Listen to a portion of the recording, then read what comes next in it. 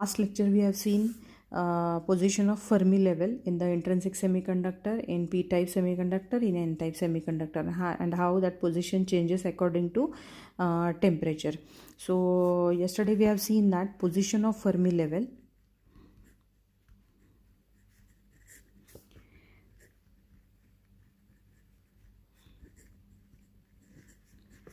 It is exactly at the center of conduction band and valence band. Fermi level lies exactly at the center, the valence band and conduction band.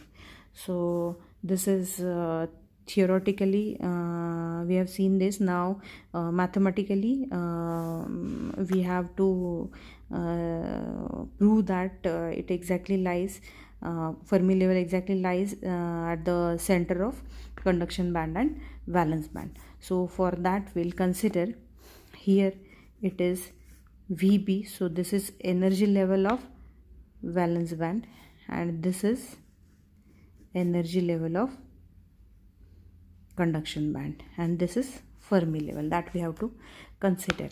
Now we'll consider NC. NC is number of electrons in conduction band.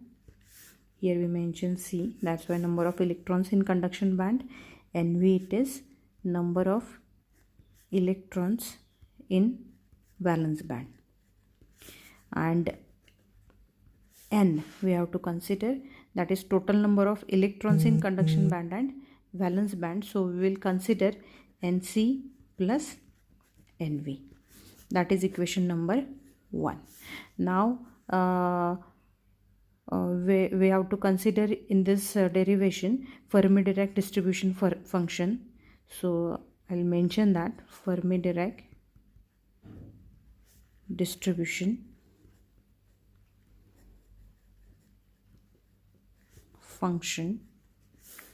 So that is PE is equals to 1 upon 1 plus e raised to e minus EF upon KT. Okay, so by using this we'll find out number of electrons in conduction band and number of electrons in valence band. After that we have to put that value of NC and NV in equation 1, so that we'll get total number of electrons in conduction band and valence band. So for that, first the standard formula for that is NC is equals to N into PEC. Why we consider here EC? Because it is number of electrons in the conduction band. So here we consider energy level of conduction band, and this is total number of electrons in conduction band. So this is the formula. So we have to find out PEC and put that value here. So what will be the value of PEC? By using this, here we mention E, that's why here it is E. Now we have to consider EC, so that's why here also we have to consider EC, that is the difference. So PEC will be 1 upon 1 plus e raised to EC minus EF upon KT. This is for NC. Now we'll consider NC is equals to, put this value in this equation, so we'll get NC is equals to N into 1 upon 1 plus e raised to EC minus EF upon KT. That will be equation number 2. Now we have to find, this is NC, number of electrons in conduction band. Now we have to find out NV, that is number of electrons in the valence band. So again the same formula, only instead of PEC we have to mention PEV. So we'll find out what is PEV, which is equals to 1 upon 1 plus e raised to, again here instead of e we have to consider EV. So EV minus EF upon KT, that will be we'll put that value in this equation. NV is equals to N into PEV. So what we'll get,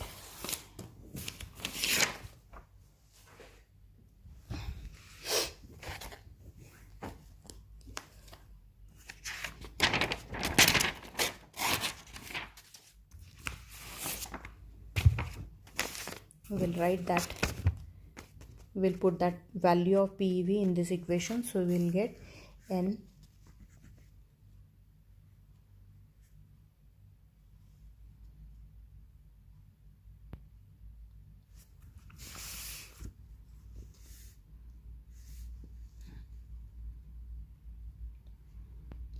N is equals to value of NV is equals to N into 1 upon 1 plus e raised to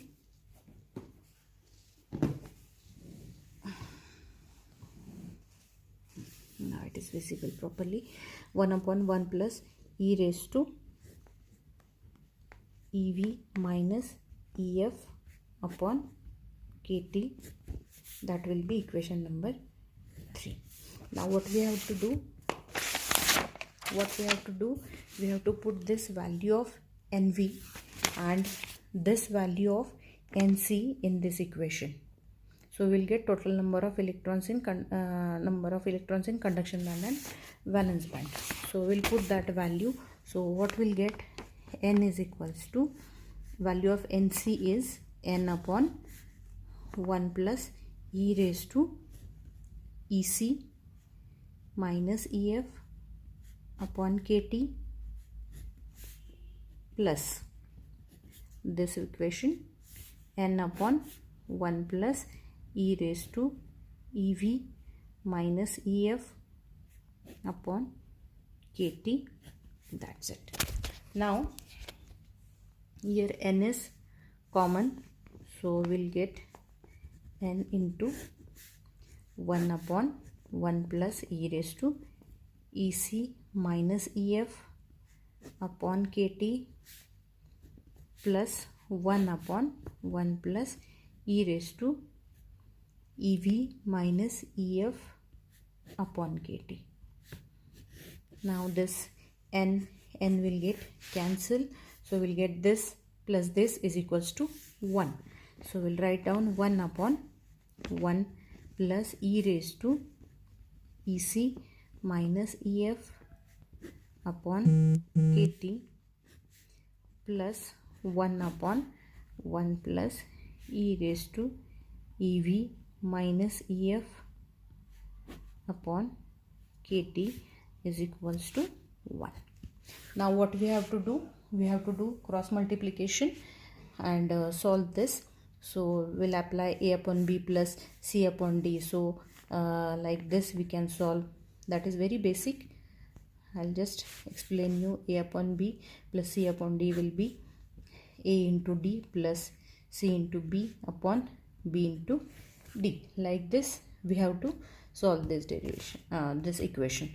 So by using this is just example how to solve this. So this into this will mention here 1 plus e raised to EC minus EF upon KT into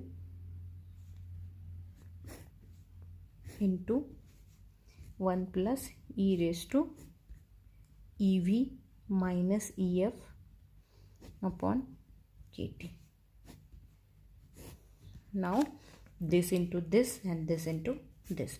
So 1 into this, it will be 1 plus e raised to EV minus EF upon KT plus this into this. That will be 1 plus e raised to EC minus EF upon KT is equals to 1. Now what we can do, this is at the denominator, so when it goes to this side, it is it will be 1 into this term. So we will mention that term. So what we will get,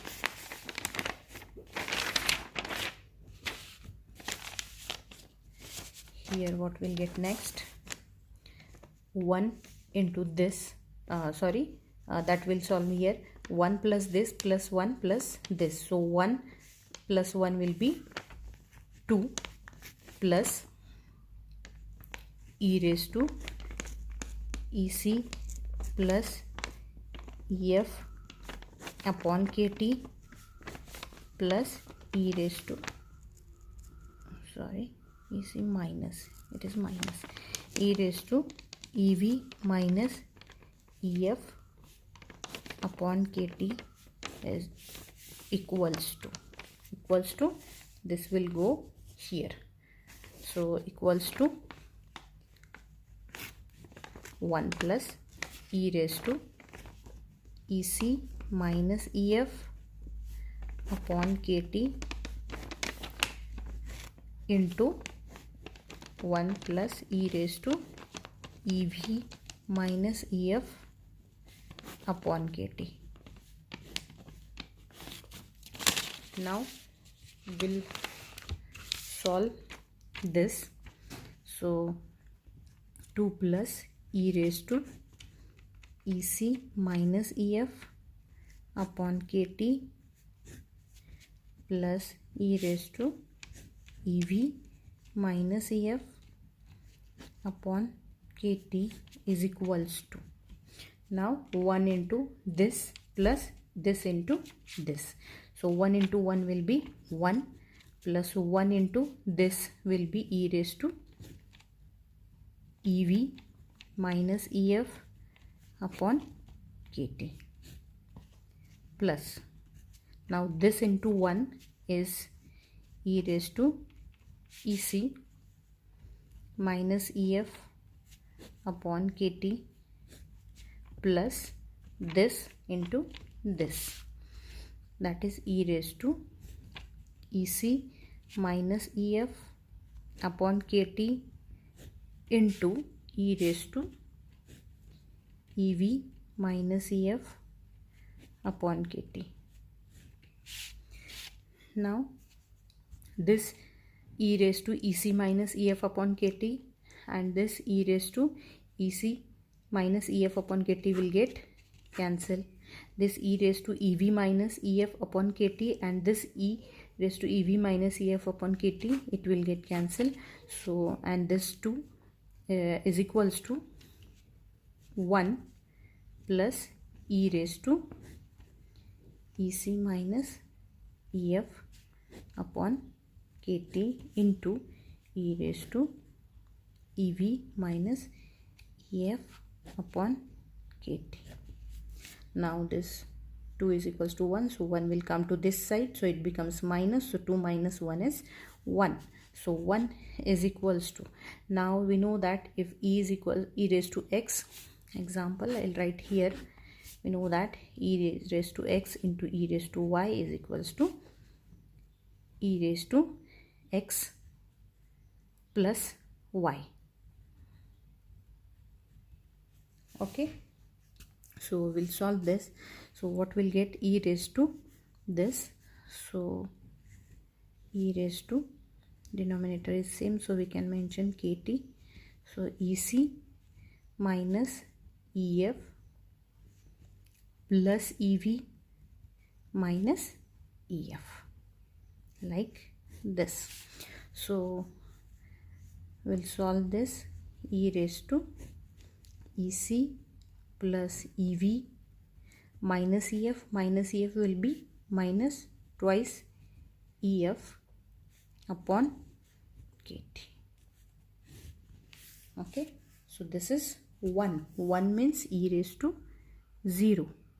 We know that value of E0 is 1, so here it is 1, so we can consider it is e raised to 0 is equals to e raised to EC plus EV minus twice EF, like this. So e raised to 0 is equals to e raised to this, so we can compare this. So again I'll tell you, if e raised to x is equals to e raised to y, so we can compare x, we can consider x is equals to y. So in the same way we have to consider this. So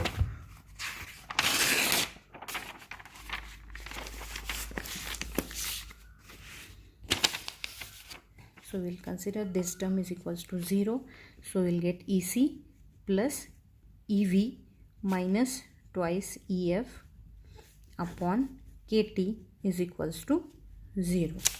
So KT into 0 will be 0. So EC plus EV is equals minus twice EF is equals to 0. Now this minus twice EF will go to this side. So it will be EC plus EV is equals to twice EF. So what is EF? It is EC plus EV upon 2. What is the meaning of this equation? Fermi level lies exactly at the center. It is divided by 2. That means this is energy level of conduction band, energy level of valence band divided by 2. That means exactly at the center of conduction band and valence band. So this is mathematically we have proved that Fermi level lies exactly at the center of conduction band and valence band. EC plus EV upon 2. Upon 2 इसका मतलब ये है कि exactly at the center. So this is the proof. Now next part is, what is the effect of temperature on Fermi level.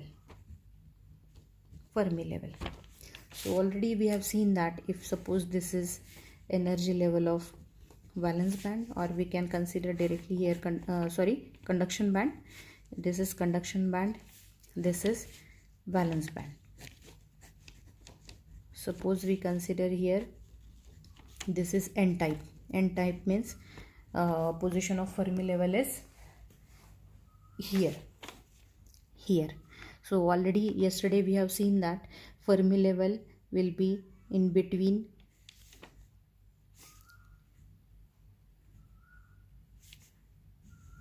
conduction band and donor energy level, and this is energy gap. Now what will happen, as the temperature increases, this electron will move towards conduction band and that donor energy level will move up, and Fermi level it moves down. So at lower temperature Fermi level is just above the donor level. When temperature increases it will move down. That means as temperature increases, if we consider N type, Fermi level is coming down. First it is here, after that it will come down, and when we increase at the highest temperature it will come at the forbidden energy gap.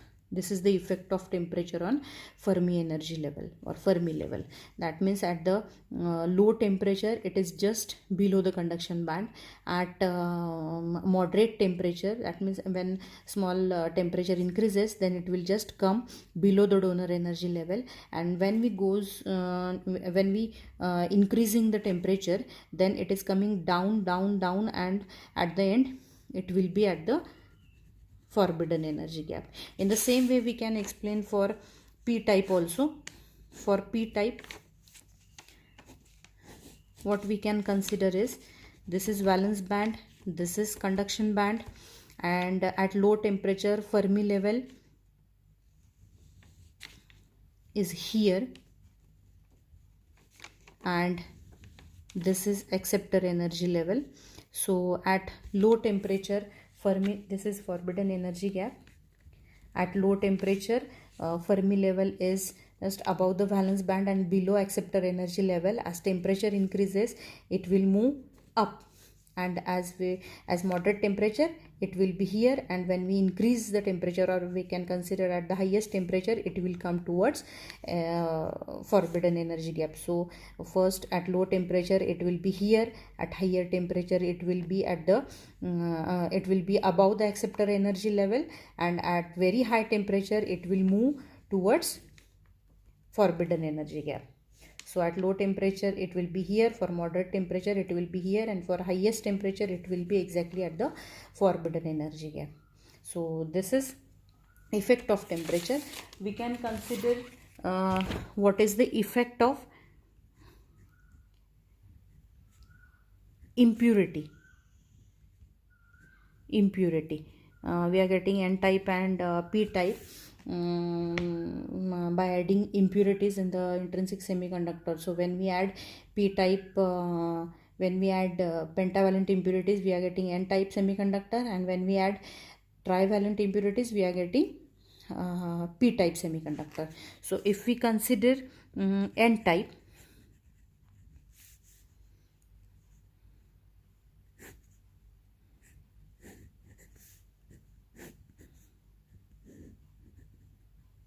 that energy level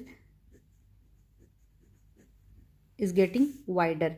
If we at low impurity, it will be here. If impurity are increasing, then that energy gap is increasing. It is N type, that means electrons are more, so Fermi level is near forbidden, near conduction band.